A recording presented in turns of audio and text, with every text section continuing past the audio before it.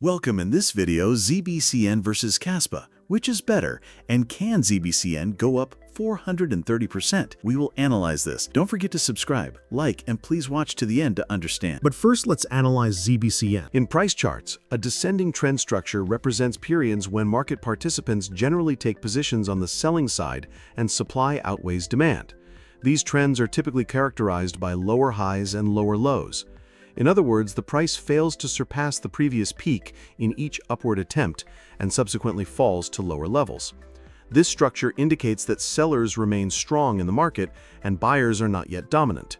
In such an environment, the price approaching the descending trend line is considered a critical turning point in technical analysis. This trend line represents the seller's line of defense. If the price fails to break this line, a downward movement usually resumes. However, if the price manages to break this descending trend line, it is a strong signal that the market may be starting to reverse and that the downtrend could be giving way to an uptrend. In technical analysis, a descending trend line typically acts as a dynamic resistance. That is, every time the price approaches this line, sellers re-enter the market and push the price downward. Therefore, breaking above a descending trend line does not only mean surpassing a technical barrier, it also signifies a fundamental shift in market psychology. Such breakouts show that investors are beginning to abandon bearish strategies and move toward bullish ones. If this transition is supported by rising prices and increased volume, it may suggest that the downtrend has ended and a new uptrend has begun. If the price approaches a descending trend line and fails to break it, it shows that buyers are still weak and sellers retain control. In this scenario, investors should remain cautious and consider that the descending trend structure has not yet been invalidated. Even though the price may attempt to rise, without a sustained breakout above the descending trend line, such movements may be nothing more than a correction. Therefore, the inability to break the trend line is perceived as a signal that the downtrend is likely to continue, prompting investors to maintain their short positions.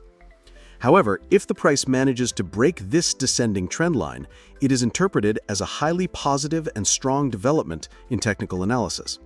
This breakout indicates that the supply-demand balance in the market is beginning to shift and that buyers are becoming more dominant.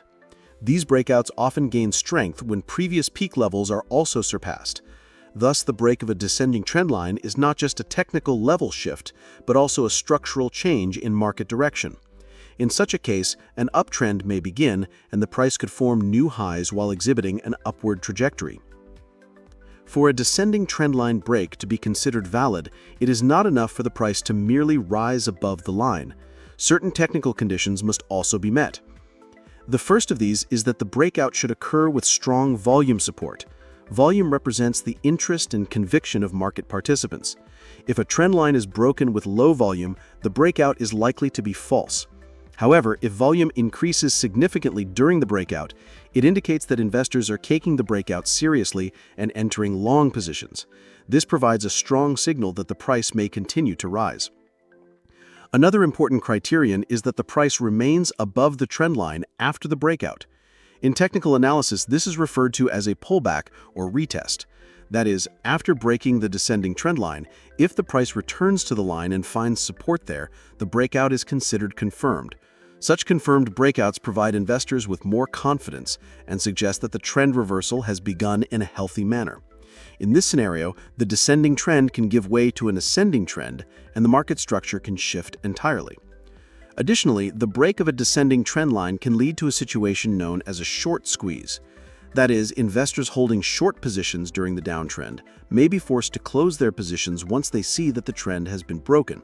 This increases buying pressure and can cause the price to rise more quickly. Especially in leverage trading, such breakouts can lead to sudden and sharp price movements. Therefore, descending trendline breaks have the power to dramatically change market direction, both technically and psychologically. If the price fails to break the descending trendline and begins to move downward again, investors should be more cautious and consider that the price may continue to fall to lower levels. This scenario indicates that the downtrend is still intact and that the market has not yet recovered.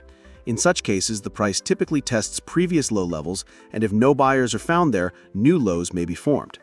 Thus, the inability to break the trend line is a sign that the bearish trend is continuing. Descending trendline breaks can also trigger chart patterns. For example, inverse head and shoulders, descending triangle breakouts, or cup formations are often completed when descending trend lines are broken and the price moves toward the target levels of these patterns. I'm interrupting the video for a moment, friends, because BitTunix Exchange has a great campaign. Here's how it works. After registering on the exchange via the link in the description and completing KYC, if you deposit $100 for your first deposit, you will receive a $20 bonus. If you deposit $500, you will receive a $100 bonus, and if you deposit $1,000, you will receive a $200 bonus. I think this is an excellent opportunity for leverage trading. For more details, you can read the articles below. The link is in the description. In the analysis of price movements, order block structures, often referred to as buy and sell zones of institutional investors, play a significant role in technical analysis. In this context, a bearish order block that sits above the current price on a chart can provide serious clues about future price movements. Bearish order blocks are typically defined as areas where a sharp drop in price occurred during an upward movement, indicating zones where institutional sellers were heavily active. These zones represent areas of intensified selling pressure where the price gained downward momentum.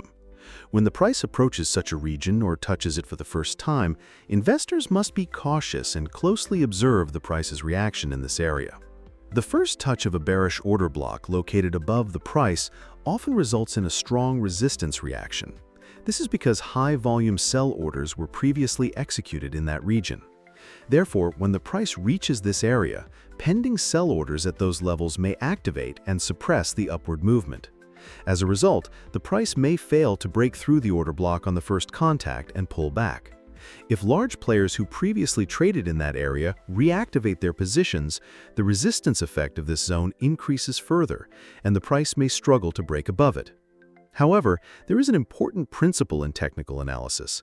The more a resistance area is tested, the weaker it tends to become over time, as sellers in that region lose strength and the resistance begins to diminish.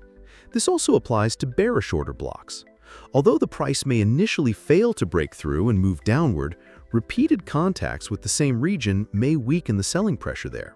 With each test, the sell orders in the area are depleted, and the influence of institutional investors may diminish.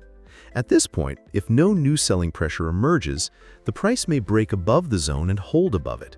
Technically, this constitutes a resistance breakout and can often signal a stronger bullish move. When the price fails to break a bearish order block on the first contact and pulls back, it generally signals a market structure dominated by sellers. In such a case, market participants may view the price as too high and create selling pressure. However, if buyers start stepping in during the pullback, it may indicate that the market is preparing to break above the area. Therefore, such order block zones can be viewed not only as resistance, but also as areas where price strength is tested. Testing and eventually breaking these structures, especially on higher time frames, can signal trend reversals. Additionally, if the price fails to break through a bearish order block and continues to revisit and pull back from the area, this zone can become what's known as a fail zone, often indicating strong accumulation. After this accumulation period, the price may either break through and start an upward trend, or selling pressure may intensify again, leading to a downward breakout and new lower lows. At this point, which scenario plays out should be evaluated using the overall market condition, news flow, macroeconomic data, volume analysis, and other technical indicators. On the first contact with a bearish order block, investors often expect a pullback and open short positions from that zone. However, for these positions to succeed, a strong reaction from the area is necessary. If the price only stalls briefly with low volume and then resumes upward pressure, it suggests a high likelihood of a breakout.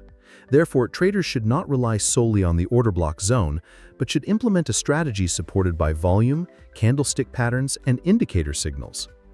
In some cases, after the price touches the order block and experiences a brief pullback, it may then break through the area with a strong bullish candle. This allows a strategy known as break and retest to come into play. In this scenario, the price breaks the zone and later returns to test it as support.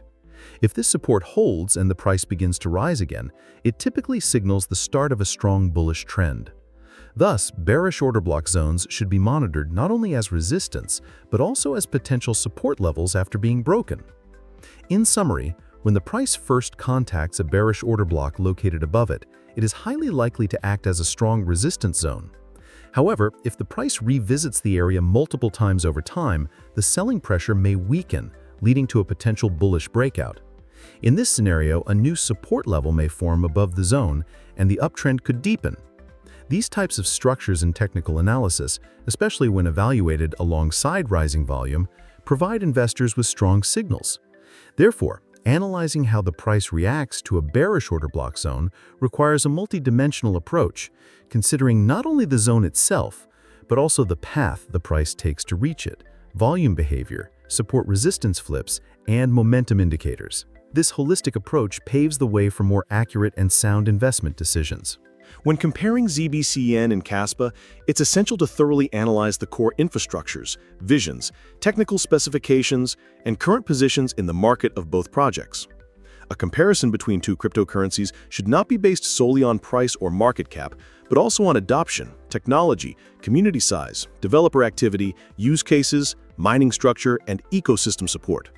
As a result of this comparison, it can be theoretically suggested that if Zbcn performs in a certain way and reaches Kaspa's current market cap, it could experience an approximate 430% increase. However, for this to happen, many favorable scenarios must occur consecutively. Kaspa, KAS, is a project that has recently gained significant attention in the crypto world.